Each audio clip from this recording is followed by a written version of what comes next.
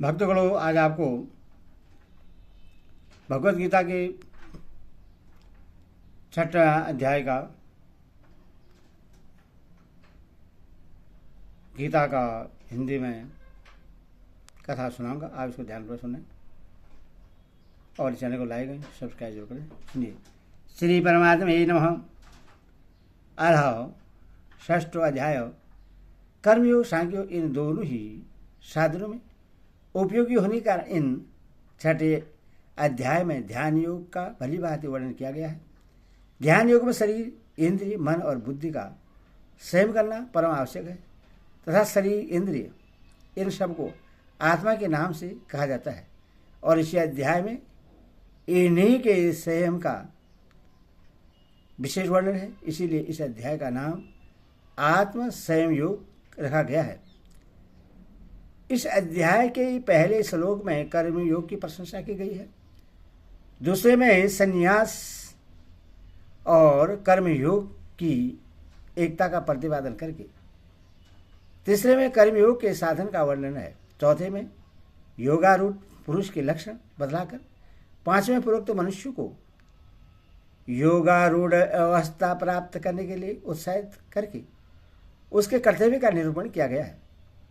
छठे में आप ही अपना मित्र है, आप ही अपना शत्रु है, इस पूर्वोक्त बात का रहस्य खोलकर, सातवें में शरीर, मन, इंद्रियादि की जीतने का फल बतलाया गया है। आठवें और नौवें में परमात्मा को प्राप्त हुए पुरुष के लक्षणों का तथा महत्व का वर्णन है। 10वें में ध्यान योग के लिए प्रेरणा करके फिर 11वें से 24वें तक कर्मश स्थान, आसन तथा ध्यान योग की विधि का निरूपण किया गया है।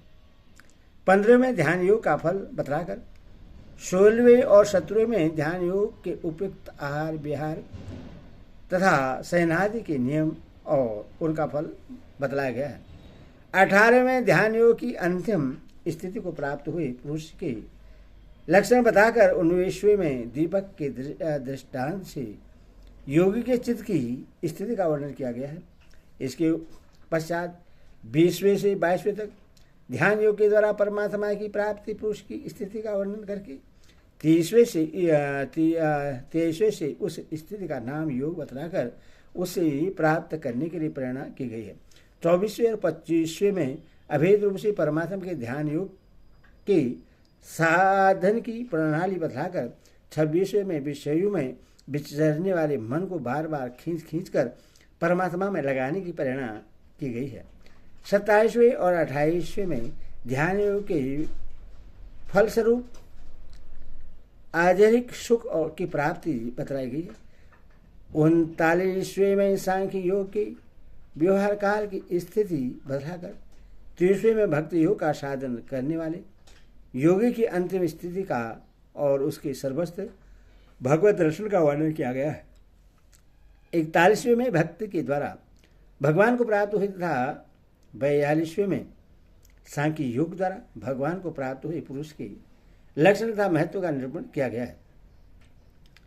33वें में अर्जुन के मन की चंचलता के कारण समतत्व योग की स्थिति को कठिन बतलाकर 34वें में मन के निग्रह को भी अत्यंत कठिन बतलाया। 35वें में भगवान ने अर्जुन की युक्ति को स्वीकार करके मन के निग्रह का उपाय बतलाया है। 36वें मन के बस में न करने पर योग की दुष्प्राप्यता बतलाकर बस में करने से प्राप्त होने की बात कही गई है। इसके बाद 37वें और 48वें में योग भ्रष्ट की गति के संबंध में अर्जुन के प्रश्न है और 39वें में अर्जुन संशय निवारण के लिए भगवान से प्रार्थना की है। तदनंतर 40वें से 45वें तक अर्जुन के प्रश्नों के उत्तर में भगवान के द्वारा कर्मश और योग भ्रष्ट पुरुषों की दुर्गति न होने का, स्वर्गादि लोकों में जाने तथा पवित्र धनवानों के घर जन्म लेने का, वैराग्यवान योग भ्रष्टों का ज्ञानवान योगी के घरों में जन्म का और पूर्व देह के बुद्ध सहयोग को अनायास ही प्राप्त करने का, पवित्र धनियों के घर जन्म लेने वाले योग भ्रष्टों का भी पूर्वाभ्यास के बल से भगवान की ओर आकर्षित किए जाने का, योग की जिज्ञासा के महत्व का और अंत में योगियों के कुल में जन्म लेने वाले योग भ्रष्ट को परम गति प्राप्त होने का वर्णन किया गया है। इसके बाद 46वें में योगी की महिमा बतलाकर अर्जुन को योगी बनने के लिए आज्ञा दी गई है और 47वें में सब योगियों में से अन्य प्रेम से श्रद्धापूर्वक भगवान का भजन करने वाले योगी की प्रशंसा करके अध्याय का उत्साह किया गया है। 5वें अध्याय के आरंभ में अर्जुन ने कर्मन्यास सांख्य और कर्मयोग इन दोनों में से कौन सा एक साधन मेरे लिए सूचित कल्याणप्रद है, यह बतलाने के लिए भगवान से प्रार्थना की थी। ईश्वर भगवान ने दोनों साधनों को कल्याणप्रद बतलाया और फल में दोनों की समानता होने पर भी साधन में सुगमता होने के कारण कर्म संन्यास की अपेक्षा कर्मयोग की श्रेष्ठता का प्रतिपादन किया। तदनंतर दोनों साधनों के फलस्वरूप उनकी विधि और उनके फल की भलीभांति निरूपण करके दोनों के लिए ही अत्यंत उपयोगी एवं परमात्मा की प्राप्ति का प्रधान उपाय समझकर संक्षेप में ध्यान योग का भी वर्णन किया। परंतु दोनों में से कौन सा साधन करना चाहिए, इस बात को न तो अर्जुन को सर्व शब्दों में आज्ञा ही की गई है और न ध्यान योग का ही अंग प्रत्यंगों द्वारा विस्तार से वर्णन हुआ। इसीलिए अब ध्यान योग का अंग से विस्तृत वर्णन करने के लिए 6ठे अध्याय का आरंभ करते हैं और सबसे पहले अर्जुन को भक्ति योग कर्मयोग में प्रवृत्त करने के उद्देश्य से कर्मयोग की प्रशंसा करते हुए ही प्रकरण का आरंभ करते हैं। श्री भगवान वाच अनाश्रितः कर्मफलं कार्यं च करोति यः सः संन्यासी च योगी च निर्विघ्नं च क्रियः। श्री भगवान बोले, जो पुरुष कर्मफल का आश्रय न लेकर करने योग्य कर्म करता है वह सन्यासी तथा योगी है और केवल अग्नि का त्याग करने वाला सन्यासी नहीं है तथा केवल क्रियाओं का त्याग करने वाला योगी नहीं है। यह कर्मफल के आश्रय का त्याग बतलाया गया है। आसक्ति के त्याग की कोई बात इसमें नहीं आई। इसका क्या कारण है? जिस पुरुष की भोगों में या कर्मों में आसक्ति होती है वह कर्मफल के आश्रय का सर्वदा त्याग कर ही नहीं सकता। आसक्ति होने पर स्वाभाविक कर्मफल की कामना होती है। अतएव कर्मफल के आश्रय का जिसमें त्याग है उसमें आसक्ति का त्याग भी समझ लेना चाहिए। प्रत्येक समाज स्थान पर सभी शब्दों का प्रयोग नहीं हुआ करता। ऐसे स्थलों पर उसी विषय में अन्यत्र कही हुई बात का अध्याहार कर लेना चाहिए। जहाँ फल का त्याग बतलाया जाए परंतु आसक्ति के त्याग की चर्चा न हो वहाँ आसक्ति का भी त्याग समझ लेना चाहिए। इसी प्रकार जहाँ आसक्ति का त्याग कहा जाए पर फल त्याग की बात न हो वहाँ फल का त्याग भी समझ लेना चाहिए। कर्मफल के आश्रय को त्यागने का क्या भाव है?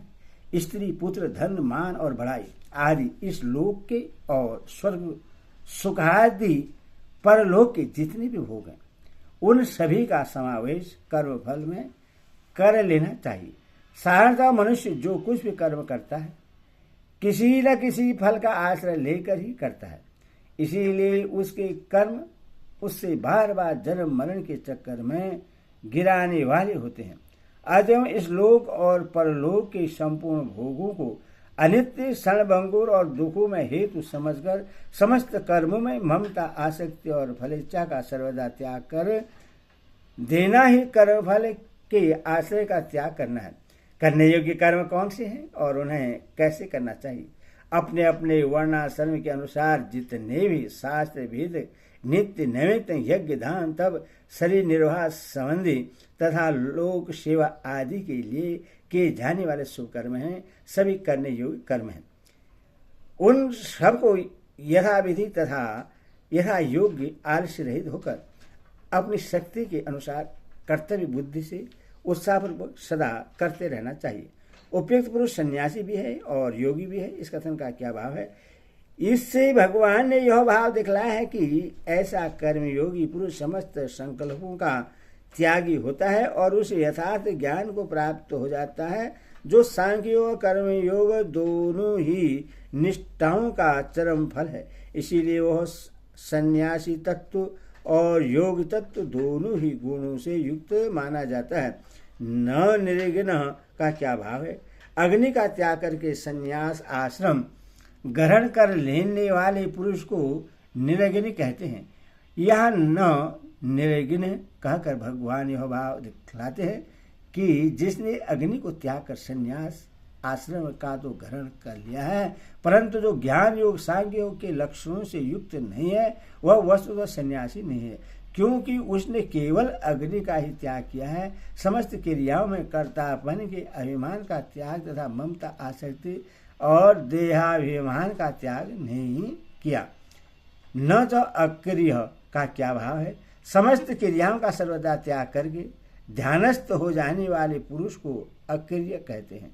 यहाँ न तो अक्रिय से भगवान ने यह भाव दिखलाया है कि जो सब क्रियाओं का त्याग करके ध्यान लगाकर तो बैठ गया है, परंतु जिसके अंतकरण में अहंता ममता राग देश कामना आदि दोष वर्तमान है, वह वास्तव में योगी नहीं है, क्योंकि उसने भी केवल बाहरी क्रियाओं का ही त्याग किया है। ममता अभिमान आसक्ति कामना क्रोध आदि का त्याग नहीं किया। जिस पुरुष ने अग्नि का सर्वदा त्याग करके संन्यास आश्रम ग्रहण कर लिया है और जिसमें ज्ञान योग सांख्य योग के समस्त लक्षण के अनुसार भली भांति प्रकट है, क्या वह सन्यासी नहीं है? क्यों नहीं? ऐसा ही महापुरुष तो आदर्श सन्यासी है। इसी प्रकार के सन्यासी महात्मा का महत्व प्रकट करने के लिए ही तो ज्ञान योग के लक्षणों का जिनमें विकास होता है, उन अन्य आश्रम वालों को भी सन्यासी कहकर उनकी प्रशंसा की जाती है। इसके अतिरिक्त उन्हें सन्यासी बतलाने का और स्वारस्य ही क्या हो सकता है?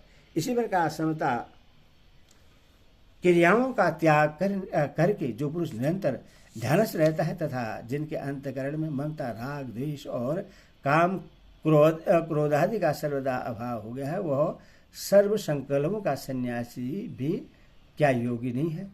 ऐसे सर्व संकल्पों के त्यागी महात्मा ही तो आदर्श योगी है। हरि ओम तत्सत। हरि ओम तत्सत।